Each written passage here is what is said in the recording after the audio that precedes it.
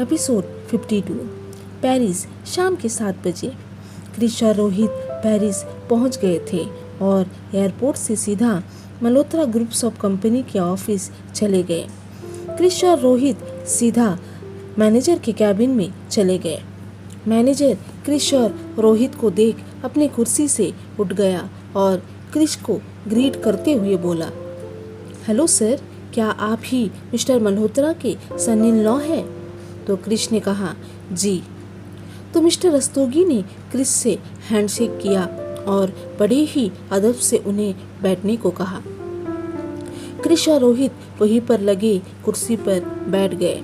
क्रिश ने एक गहरी सांस छोड़ते हुए कहा, तो मिस्टर रस्तोगी, आप मुझे कल की मिस्टर मल्होत्रा की हर एक डिटेल्स दीजिए कि वो कहाँ कहाँ गए थे और किनसे उनकी बातें हुई थी। वो हर एक डिटेल्स मुझे चाहिए अभी। तो मिस्टर रस्तोगी ने अपनी सेक्रेटरी को कैबिन के अंदर बुलाया और जितने भी इंफॉर्मेशन थी सब क्रिश को दे दिया। क्रिश बहुत ही गहरी सोच में था। उसने मिस्टर रस्तोगी को देखते हुए कहा, वेल मिस्टर मल्होत्रा लास्ट किसी से मिलने गए थे। किसी ने उन्हें डिनर के लिए इनवाइट किया था ना? तो रस्तोगी ने कहा, जी। अभिनव ठाकुर पेरिस का नंबर 1 बिजनेसमैन है। उन्होंने मिस्टर मल्होत्रा को बिजनेस के सिलसिले में डिनर के लिए बुलाया था। तो क्रिश कुछ सोचते हुए बोला, एड्रेस बताइए, कहाँ मिलने गए थे? तो मिस्टर रस्तोगी ने कहा, द मून पैलेस। अभिनव ठाकुर का नाम सुन रोहित को कुछ याद आया कि कुछ दिन पहले सोनल ने इस अभिनव ठाकुर का पूरा बायोडाटा पता करने के लिए कहा था। रोहित को कुछ डाउट हुआ और वो क्रिश के कान में कुछ फुसफुसाने लगा और बोला, क्रिश थोड़ी देर के लिए बाहर चल, मुझे कुछ बताना है इस अभिनव ठाकुर के बारे में। तो क्रिश ने मिस्टर रस्तोगी से सारी इंफॉर्मेशन ले ली और रोहित को लेकर सीधा द मून पैलेस के लिए निकल गया। दोनों कार में थे तभी क्रिश ने रोहित को देखते हुए बोला, हाँ रोहित, बता इस अभिनव के बारे में तू क्या जानता है? तो रोहित ने क्रिश को देखते हुए बोला, अरे कुछ दिन पहले सोनल मैम ने मुझे इस अभिनव ठाकुर के बारे में पता करने को कहा था। हो ना हो मुझे ऐसा लग रहा है सर के किडनैपिंग के पीछे इस अभिनव का हाथ हो सकता है। क्रिश रोहित के बातों से हैरान था और यही सोच रहा था, आखिर सोनल इस अभिनव ठाकुर को कैसे जानती है। वो यही सब सवालों में उलझा था। तो रोहित क्रिश को परेशान देखते हुए कहा, क्रिश क्या हुआ तुझे? तू इतना परेशान क्यों है?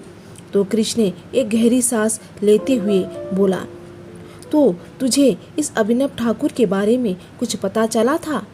तो रोहित ने कहा, ज़्यादा कुछ तो नहीं, लेकिन ये अभिनव ठाकुर पहले अपने परिवार के साथ इंडिया में ही रहता था। एक दिन अचानक से उसकी पूरी फैमिली अपना पूरा कारोबार, घर बार सब छोड़ पेरिस शिफ्ट हो गए। किसी को कुछ भी नहीं पता आखिर क्या हुआ था उसके फैमिली के साथ। तो क्रिश ने कहा, अरे रोहित, मुझे ऐसा क्यों लग रहा है कि अभिनव ठाकुर और मिस्टर मल्होत्रा के बीच पहले कुछ हुआ था जो हमें नहीं मालूम, और कहीं ना कहीं शायद अभिनव मिस्टर मल्होत्रा से बदला ले रहा है। तो रोहित ने कहा, मुझे भी ऐसा ही लग रहा है, चल पहले द मून पैलेस जाते हैं और पता करते हैं आखिर उस रात मिस्टर मल्होत्रा के साथ हुआ क्या था। तो क्रिश ने भी हाँ में सर हिलाया और वो दोनों द मून पैलेस के लिए चले गए। हवेली। रात के 9 बजे सोनल ने रात का डिनर कर लिया था और शीतल और दादी से लिविंग रूम में बैठकर बातें कर रही थी। तो दादी ने सोनल को देखते हुए कहा, अरे क्रिश आज पेरिस चला गया, हमें बताया भी नहीं, क्या सिद्धू ने बुलाया है उसे? तो शीतल ने कहा, लेकिन कल रात मेरी उनसे बात हुई थी, उन्होंने तो ऐसा कुछ भी नहीं कहा। अब उनका फ़ोन भी नहीं लग रहा। शीतल की बातें सुन सोनल को बहुत घबराहट हो रही थी। सोनल ने अपने आप को थोड़ा नॉर्मल किया और शीतल को देखते हुए बोला, शायद पापा बिजनेस के सिलसिले में बिजी होंगे, इसलिए उनका फ़ोन नहीं लग रहा है। तो शीतल ने अपना सर हिला दिया, लेकिन सोनल के मन में बुरे बुरे ख्याल आ रहे थे। तभी सोनल का फ़ोन बजने लगा। उसने देखा मिस्टर मल्होत्रा का फ़ोन है। वो एकदम से खुश हो गई और शीतल को देखते हुए बोला, मम्मा देखो, डैड कॉल कर रहे हैं। मैंने कहा था ना वो कहीं बिजी होंगे, मैं डैड से बात करके आती हूँ, कहकर वो अपने कमरे की तरफ बढ़ गई। शीतल और दादी भी रिलैक्स हो गए और सोफे पर बैठकर टीवी देखने लगे। सोनल अपने कमरे की तरफ बढ़ गई और फ़ोन पिक कर लिया और मुस्कुराते हुए बोली, डैड आपने तो डरा ही दिया था हमें। तभी उसके कानों में किसी की खतरनाक हंसी सुनाई दी। सोनल के पैर वही ज़मीन पर जम गए। उसका पूरा शरीर थर-थर काँप रहा था। सोनल एक बार पीछे मुड़ी, जहाँ दादी और शीतल मस्त होकर टीवी देख रही थी। सोनल उनके सामने बात नहीं कर सकती थी। वो तेज कदमों के साथ अपने कमरे में चली गई और कमरे का दरवाज़ा बंद कर दिया। उसके गले से आवाज़ नहीं आ रही थी। उसने अपने आप को कंट्रोल किया और कांपती आवाज़ में बोला, कौन हो तुम? मेरे डैड का फ़ोन तुम्हारे पास कैसे आया? Tell me damn it, who are you? तो सामने से किसी की खतरनाक आवाज़ आई, वो सोनल बेबी, इतनी जल्दी भूल गई तुम मुझे? क्या तुम्हें सच में मैं याद नहीं? उसकी आवाज़ सुन सोनल का पूरा शरीर ठंडा पड़ चुका था। उसे पता था ये अभिनव ठाकुर है, उसे वो कैसे भूल सकती थी। उसने कहा, अभिनव मेरे डैड कहाँ हैं?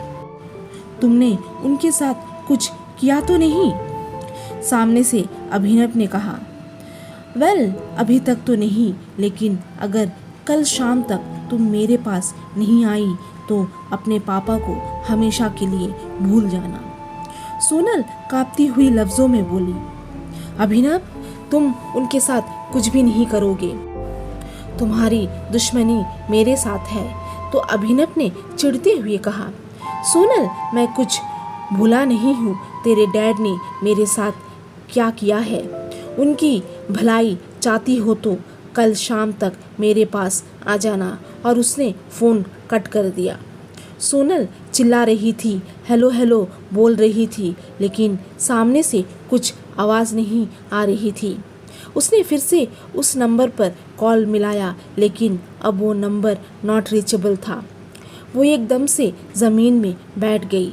उसकी आंखों में आंसू थे जो उसकी आंखों से बह रहे थे। उसके हाथ पैर सुन्न हो गए थे।